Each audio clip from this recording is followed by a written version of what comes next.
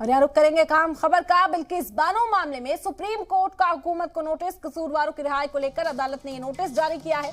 बता दें कि अर्जी गुजार ने रेप के कसूरवारों की रिहाई के खिलाफ ये अर्जी डाली थी। बिल्किस के गुनाहगारों को छोड़ना संगीन जुर्म है, अर्जी गुजार ने अपनी अर्जी में कहा था। सुप्रीम कोर्ट ने मरकजी सरकार और गुजरात सरकार को नोटिस जारी कर अब जवाब मांगा है। ये बड़ी खबर है बिल्किस बानो केस से जुड़ी हुई, जो इस वक्त आप तक पहुंचा रहे हैं। बिल्किस बानो केस में एक अर्जी गुजार सुप्रीम कोर्ट का रुख करता नजर आया था और उसके बाद अब इस अर्जी पर समाअत करते हुए सुप्रीम कोर्ट ने मरकजी हुकूमत और गुजरात सरकार से इस मामले में नोटिस जारी कर जवाब मांगा है। बता दें कि बिल्किस बानो मामले में सुप्रीम कोर्ट में यह मामला पहुंचा। कसूरवारों की रिहाई को लेकर अदालत ने एक नोटिस जारी किया है। फ्रेश नोटिस है जो मरकजी हुकूमत और गुजरात हुकूमत को जारी किया गया है। अर्जी गुजार ने रेप के कसूरवारों की रिहाई के खिलाफ ये अर्जी डाली थी।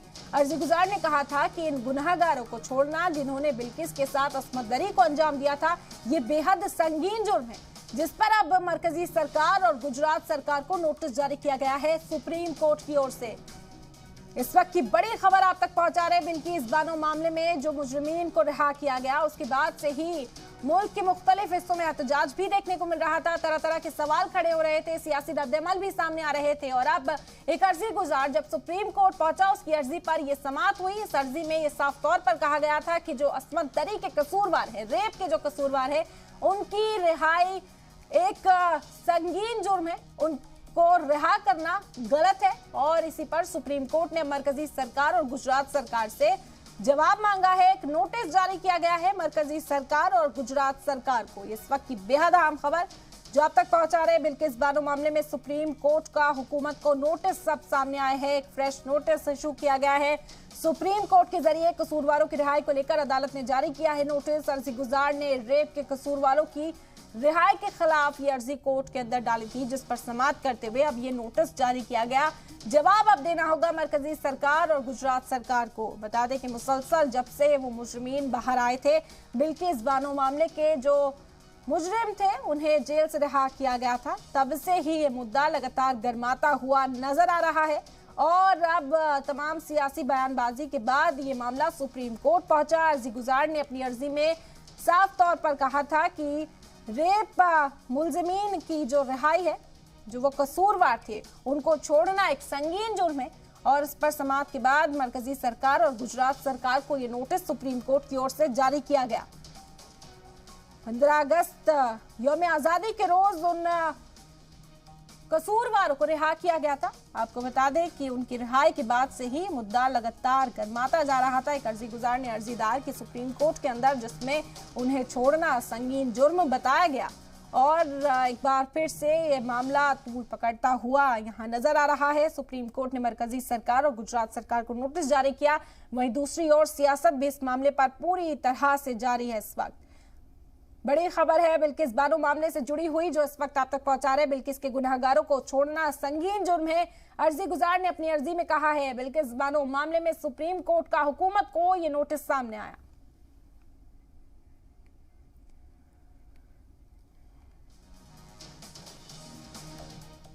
और इस वक्त मजीद जानकारी के साथ सुप्रीम कोर्ट से जी मीडिया नुमाइंदा अरविंद सिंह हमारे साथ जुड़ गए। उनका रुख करते हैं। अरविंद, क्या जानकारी मिल पा रही है मजीद इस हवाले से? सुप्रीम कोर्ट ने इस मामले में गुजरात सरकार और केंद्र सरकार को नोटिस जारी किया है। इस मामले में जो दोषियों के वकील हैं ऋषि मल्होत्रा, वो भी पेश हुए थे। उनका ये कहना था कि ये अपने आप में ताज्जुब वाली बात है कि एक और जो दोषियों की रिहाई हुई है उसको सुप्रीम कोर्ट में चैलेंज किया गया है, गुजरात सरकार के फैसले को चुनौती दी गई है, लेकिन इसके बावजूद दोषियों को इस मामले में पक्षकार नहीं बनाया गया है। तो सुप्रीम कोर्ट ने इस दलील से सहमति जताते हुए जो दोषियों के वकील हैं उनको भी इस मामले में पक्षकार बनाया है, यानी दोषियों को भी अपनी बात रखने का मौका मिलेगा इस मामले में आगे जब सुनवाई होगी। और गुजरात सरकार को नोटिस जारी किया है। सुप्रीम कोर्ट ने ये साफ किया है कि वो ये देखेगा कि क्या गुजरात सरकार का ये जो फैसला है जिसमें दोषियों की रिहाई की गई है, उस वक्त गुजरात सरकार ने अपने विवेक का इस्तेमाल किया है या नहीं। और सुप्रीम कोर्ट ने यह भी साफ किया है कि एक दोषी की अर्जी पर सुप्रीम कोर्ट का जो पुराना आदेश है उसमें सुप्रीम कोर्ट ने गुजरात सरकार को सिर्फ दोषियों की रिहाई पर विचार करने के लिए कहा था। यानी ये डायरेक्ट नहीं किया था, निर्देश नहीं दिया था कि दोषियों की रिहाई की जाए। तो सुप्रीम कोर्ट ने आज ये भी साफ किया है कि जिस तरह की मीडिया रिपोर्ट्स आई हैं और जिस तरह की बातें सामने आई हैं, उससे ऐसा लगता है कि सुप्रीम कोर्ट ने गुजरात सरकार को कहा कि इन दोषियों की रिहाई कर दी जाए। सुप्रीम कोर्ट ने कहा कि हमने सिर्फ ये कहा था कि गुजरात सरकार को विचार कर सकती है कि इन दोषियों की रिहाई को लेकर के। तो बहरहाल याचिकाकर्ता की तरफ से ये कहा गया, कपिल सिब्बल पेश हुए, उन्होंने बताया कि किस तरीके का ये पूरा जघन्य वारदात है और जो लोग रेप और हत्या जैसे जघन्य अपराध के दोषी हैं उनकी रिहाई नहीं होनी चाहिए। दोषियों के वकील की तरफ से इसका विरोध किया गया, कहा गया हमें भी पक्षकार बनाया जाना चाहिए। सुप्रीम कोर्ट ने नोटिस जारी किया है और दोषियों को भी कहा है कि इस मामले में पक्षकार बनाया जाए। अरविंद, कहा जा रहा है कि इस नोटिस में साफ तौर पर सुप्रीम कोर्ट ने ये पूछा है कि आखिर ऐसा क्या हुआ था कि रातों रात इन कसूरवारों को रिहा करना पड़ा। इस पर जवाब देती हुई अब सरकारें नजर आएंगी आगे। बिल्कुल, राज्य और केंद्र सरकार दोनों को इस मामले में जवाब दाखिल करना है और जो कुछ याचिकाकर्ताओं की तरफ से सवाल उठाया गया है कि ऐसे लोग जिन पर आरोप बहुत संजीदा है, ऐसे लोग जिनको गुनहगार माना गया है एक गर्भवती महिला के साथ गैंग रेप का, जिन पर दोष ये है कि उन्होंने 14 से ज्यादा लोगों की हत्या में वो शामिल रहे हैं और एक जघन्य वारदात पूरी जिन्होंने शामिल रहे हैं, उन लोगों की रिहाई नहीं होनी चाहिए, ऐसा याचिका में कहा गया है। और उस पर सुप्रीम कोर्ट ने राज्य सरकार और केंद्र सरकार को नोटिस जारी किया है। उनको जवाब देना है कि आखिर याचिकाकर्ता की तरफ से जो सवाल उठाए गए हैं उस पर उनको क्या कहना है।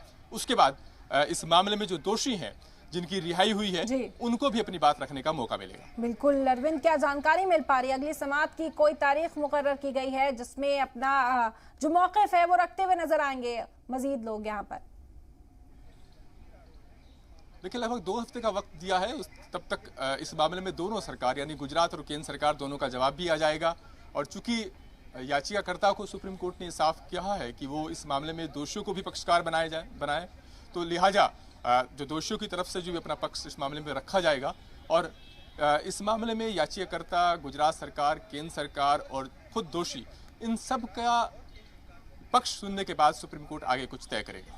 बिल्कुल, अर्जी गुजार ने साफ तौर पर कहा है कि उन्हें छोड़ना एक संगीन अपराध के तौर पर देखा जाना चाहिए, जुर्म के तौर पर देखा जाना चाहिए। हालांकि बिल्किस बानो भी और उनके शौहर की भी जब हमने दलील सुनी थी, उनका यही कहना था कि उनकी जान को भी खतरा हो जाएगा जो कसूरवार जेल से रिहा किए गए हैं इस मामले में।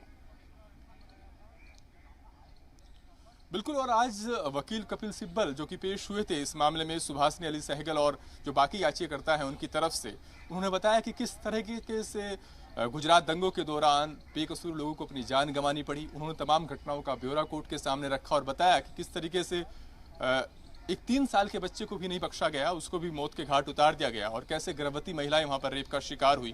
तो याचिकाकर्ता की तरफ से कपिल सिब्बल ने कहा कि ऐसे लोग जिन पर इतने संजीदा आरोप हैं उनको रिहा करने का फैसला गलत है। हालांकि सुप्रीम कोर्ट ने 2-3 चीजें साफ की हैं। सुप्रीम कोर्ट ने साफ किया है कि राज्य सरकार का अख्तियार बनता है दोषियों की रिहाई का, लेकिन वो इस पहलू पर विचार करेगा कि क्या वाकई इस मामले में राज्य सरकार ने अपने विवेक का इस्तेमाल किया।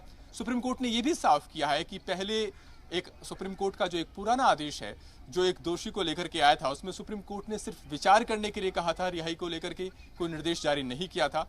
और सुप्रीम कोर्ट ने तीसरी बड़ी बात ये कि इस मामले में दोषियों को भी पक्षकार बनाने के लिए कहा है। बिल्कुल, अब देखना होगा कि किस तरह से जवाब दाखिल किया जाता है। दोनों सरकारों को ये नोटिस जारी किया गया, उसके बाद अगली समाअत में क्या मौक़िफ़ रखते हैं वो भी देखने वाली बात है। बहुत बहुत शुक्रिया अरविंद तमाम जानकारी का।